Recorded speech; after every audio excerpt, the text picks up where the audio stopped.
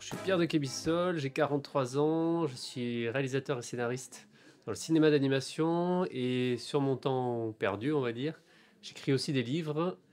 J'écris des livres, c'est un peu aller vite, mais j'ai écrit 2 livres. Les 2 ont été publiés chez Grasset, un en 2019 et un est sorti cette année en février-mars 2024. Et je suis natif de Montpellier et après avoir passé 20 ans à Paris, je suis de retour installé à Montpellier. Alors, je présente avant tout mon dernier livre, qui est un premier roman qui s'appelle Le Carnaval sauvage, qui est une histoire qui se déroule dans la région, une histoire d'amour qui se déroule dans le village, un village pas très loin d'ici, à Cournonterral, dans un cadre un peu particulier qui est un carnaval un peu moyenâgeux où les hommes poursuivent les femmes pour les rouler dans la lit de vin. Et je viens mettre là-dedans une histoire d'amour entre 2 femmes qui se percutent du coup aux traditions un peu archaïques et machistes. Et puis je présente aussi mon premier livre qui s'appelle Et vivre encore, qui raconte ma vie de malade atteint de sclérose en plaques, qui est un témoignage. Alors c'est un récit assez picaresque, donc qui dit picaresque dit Don Quichotte. D'ailleurs on peut penser que l'héroïne se bat contre des moulins parce que c'est voué à l'échec ce qu'elle fait.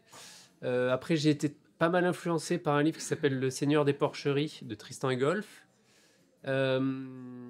Qui parle d'un outcast qui se met à être détesté par toute sa petite ville de province aux États-Unis. Sur la narration, on va dire que je suis assez influencé par.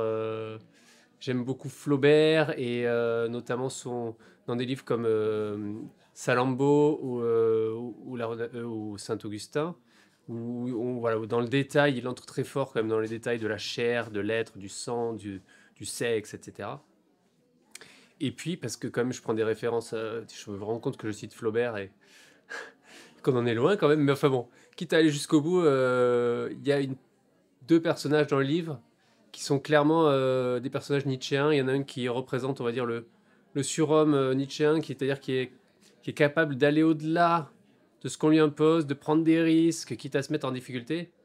Et l'autre qui représente le dernier homme, la première s'appelle Maria, la seconde Agnès, c'est-à-dire la personne qui ne fait plus d'efforts, qui est un peu résolue à son état de vie. Voilà, c'est le dernier homme selon Nietzsche. Et j'ai donc comme référence Flaubert et Nietzsche et Cervantes, ce qui est assez prétentieux, mais enfin bon, c'est comme ça. Alors en ce moment, je lis plusieurs livres toujours en parallèle. J'ai tendance à lire un essai et plusieurs romans toujours en parallèle.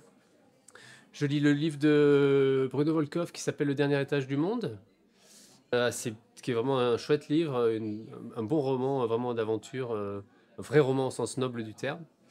Je lis aussi un livre qui s'appelle Système 1, Système 2, qui est un essai théorique sur la pensée humaine.